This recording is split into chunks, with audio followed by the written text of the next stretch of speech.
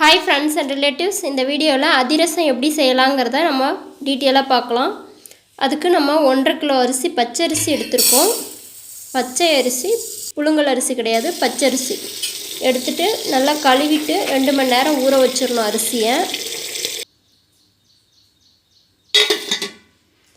2 மணி நேரத்துக்கு அப்புறம் நம்ம நல்லா அந்த தண்ணியெல்லாம் வடிச்சிட்டு, ஈரம் இல்லாத நல்லா தண்ணியை வடித்து எடுத்துட்டு இதை நம்ம மிக்சியில் நல்லா அரைச்சி சலித்து எடுத்துக்கலாம் அந்த மாவு.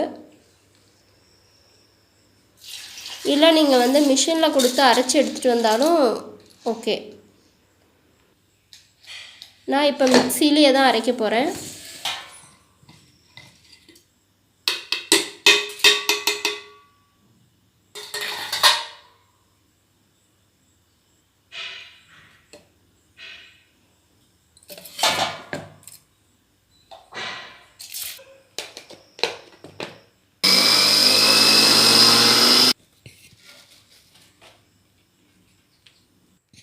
இந்த மாதிரி மாவு எல்லாத்தையும் நம்ம அரைச்சிட்டு சலிச்சதுக்கப்புறம் 1 கிலோ வெல்லம் எடுத்துருக்கேன். 1.5 கிலோ பச்சரிசிக்கு 1 கிலோ வெல்லம் நுணுக்கிட்டு பாத்திரத்தில் போட்டு நம்ம கொஞ்சமாக தண்ணி விட்டுக்கலாம். நான் ஒரு 150 ml கிட்ட தண்ணி விட்டுக்கிறேன்.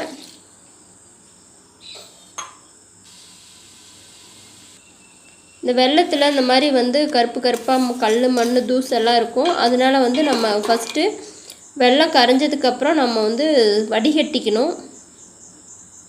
நம்ம தண்ணி கம்மியாக சேர்த்துருக்கிறதுனால அப்படியே வெல்லம் கரையாது. அதனால நம்ம அந்த மாதிரி ஹீட் பண்ணணும். அடுப்பில் வச்சு ஹீட் பண்ணும்போது தான் வெல்லம் கரையும்.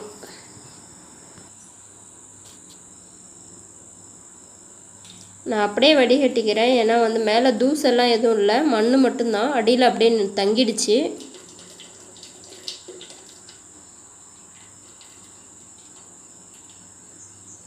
பாருங்கள் எவ்வளோ மண் இருக்குன்னு. இப்போ நம்ம பாகு காய்ச்சிடலாம்.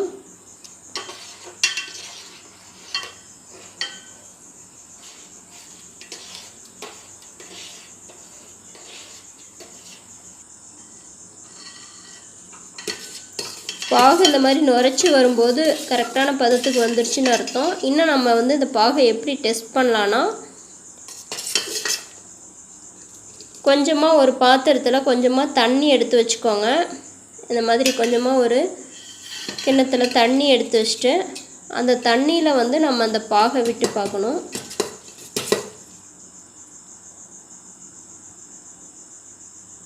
இந்த மாதிரி கொஞ்சமாக எடுத்து நம்ம அந்த மாதிரி தண்ணியில் விட்டோம்னா அடியில் செட்டில் ஆகிடணும் பாகு.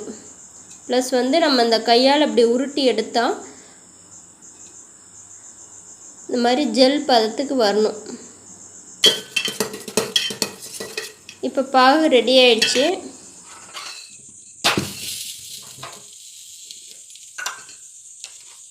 கொஞ்சமாக சால்ட்டு சேர்த்துக்கோங்க. அப்புறம் கொஞ்சமாக சோடாப்பு ஒரு பிஞ்சு மட்டும் சேர்த்துக்கோங்க. கொஞ்சமாக லைட்டாக சேர்த்துட்டு ரெண்டுத்தையும் நல்லா கிளறிட்டு, இப்போ மாவை அரிசி மாவு அரைச்சி சலிச்சு வச்சுருக்க அரிசி மாவு கொஞ்சம் கொஞ்சமாக போட்டு நம்ம கிளறி எடுத்துடலாம் மாவு.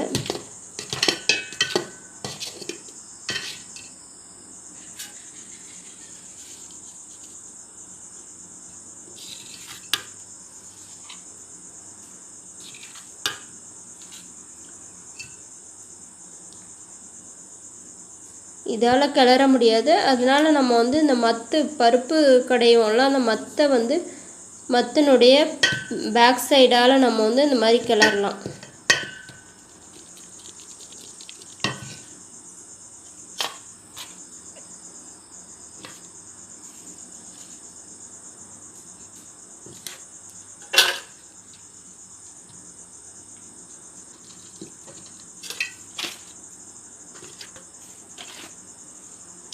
இதில் கட்டியெல்லாம் வராது. நம்ம இந்த மாதிரி கொஞ்சம் கொஞ்சமாக மாவு போட்டு கிண்டிக்கிட்டே இருக்கலாம். கட்டி பிடிக்க வாய்ப்பே இல்லை. ஸோ கட்டி வந்துடும்னு பயப்படாதீங்க.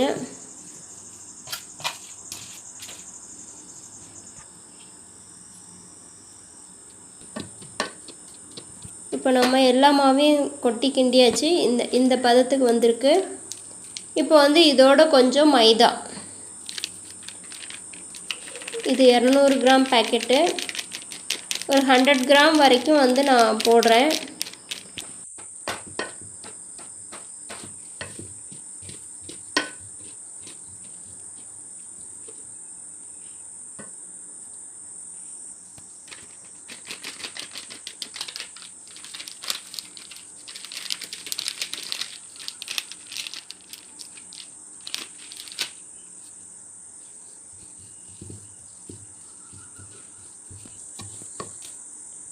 நமக்கு மாவு இந்த மாதிரி கெட்டியாக வந்துருச்சு. இப்போ வந்து ஒரு ஒயிட் கிளாத் வச்சு நம்ம வந்து இதை வந்து நல்லா எறும்பு ஏறாத அளவுக்கு நம்ம கட்டி வச்சுட்டு 2-3 டேஸ் கழிச்சதுக்கப்புறம் தான் நம்ம வந்து இதை வந்து அதிரசம் செய்ய போகிறோம். ஸோ இந்த மாதிரி எறும்பு ஏறாமல் வந்து நல்லா ஒயிட் கிளாத் வச்சு கட்டிடலாம். இப்போ 2 டேஸ்க்கு அப்புறம் நம்ம வந்து அதிரசம் செய்ய போகிறோம். இப்போ மாவை ஓப்பன் பண்ணி பார்க்க போகிறோம். இப்போ முதல்ல வச்சுருந்ததை விட இப்போ கொஞ்சம் நல்லாவே திக்காக இருக்கும், கெட்டியாக இருக்கும். ஏன்னா வந்து நல்லா பாகு உறிஞ்சி அந்த சூடோடு இருக்கும்போது, சூட்டில் இருக்கும்போது கொஞ்சம் வந்து இலகின மாதிரி இருக்கும். இப்போ வந்து நல்லாவே இறுகி போய் இருக்கும், கரெக்டான பதத்தில் இருக்கும். பாருங்கள், இந்த மாதிரி கரெக்டான பதத்தில் இருக்குது.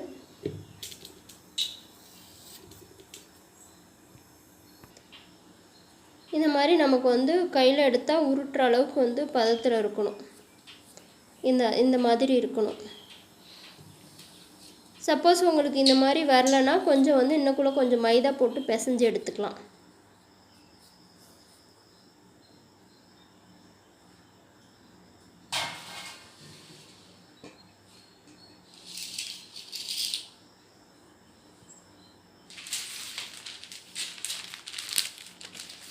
அதிரசம் மாவு தட்டுறதுக்கு நான் அந்த மாதிரி ஒரு கவர் எடுத்துட்டேன்.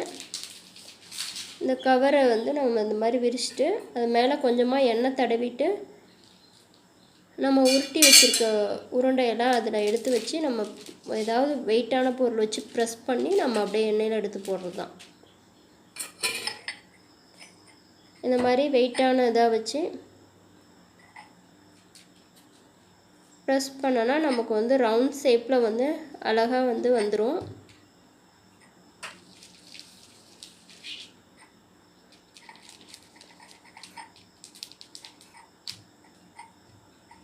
மாவு ரொம்ப தடிமனாகவும் இருக்கக்கூடாது, ரொம்ப மெலிசாகவும் இருக்கக்கூடாது.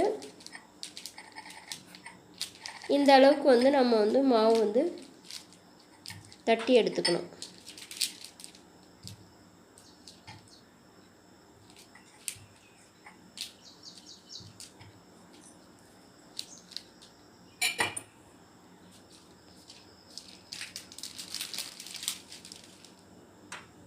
இப்போ இதில் நடுவில் சின்னதாக ஒரு ஹோல் போட்டு எண்ணெயில் போட்டு பொரிச்சு எடுக்க வேண்டியதுதான்.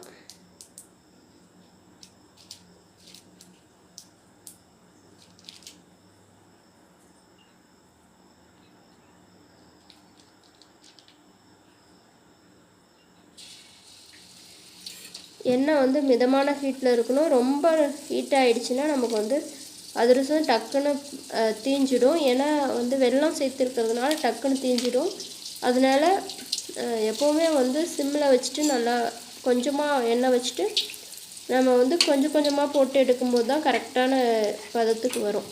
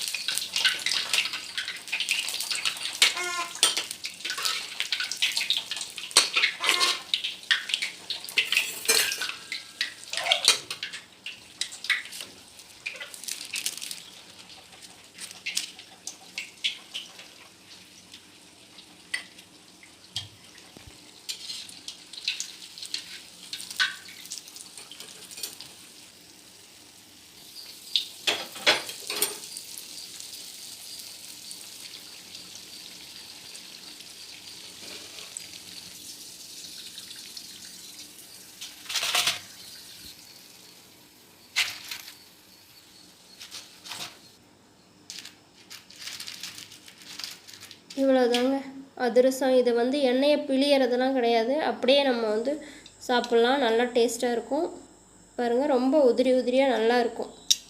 ஸோ இதே மாதிரி நீங்களும் ட்ரை பண்ணி பாருங்கள். தேங்க்யூ.